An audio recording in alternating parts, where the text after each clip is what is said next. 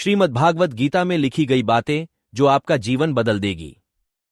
Number 1, जवानी में जिसने ज्यादा पाप किए हैं उसे बुढ़ापे में नींद नहीं आती है तथा उन्हें बुढ़ापे में पश्चाताप अत्यधिक होता है।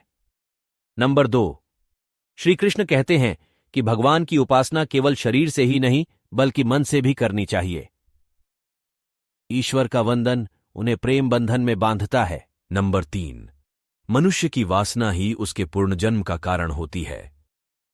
नंबर 4, मनुष्य इंद्रियों के अधीन है, इसलिए उसके जीवन में विकार और परेशानियां आती हैं। नंबर 5, मनुष्य के अंदर धैर्य, सदाचार, स्नेह और सेवा जैसे गुण सत्संग के बिना नहीं आते। नंबर 6, सुख एवं आनंद मनुष्य के भीतर ही निवास करते हैं, परंतु मनुष्य उसे घर और बाहरी सुख के लिए ढूंढ रहा है।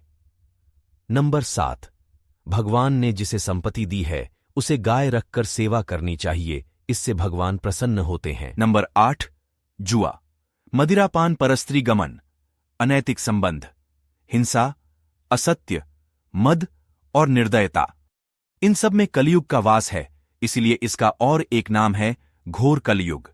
नंबर 9, अधिकारी शिष्य को जो ज्ञान प्राप्त करने में परिश्रम करता है उसे सद्गुरु, अच्छा गुरु अवश्य मिलता है।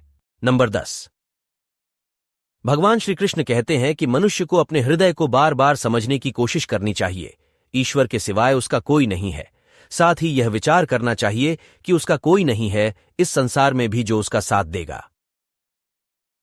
नंबर 11, भोग में क्षणिक, क्षण भर के लिए सुख प्राप्त होता है, साथ ही त्याग में स्थायी आनंद है।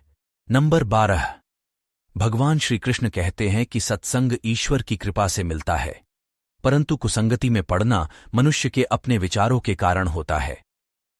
नंबर 13, लोभ और मोह माया पाप के माता पिता कहे जाते हैं, साथ ही लोभ पाप का बाप ही है। नंबर 14, भगवान श्री कृष्ण कहते हैं कि स्त्री का धर्म है कि रोज तुलसी और पार्वती का पूजन करें, इससे उनकी सुख समृद्धि हमेशा बनी रहती है।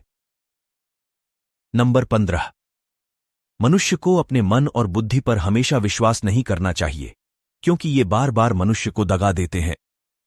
खुद को निर्दोष मानना बहुत बड़ा गुनाह साबित होता है। नंबर 16, पति पत्नी के पवित्र रिश्ता बनाए रखने से भगवान पुत्र के रूप में उनके घर आने की इच्छा रखते हैं।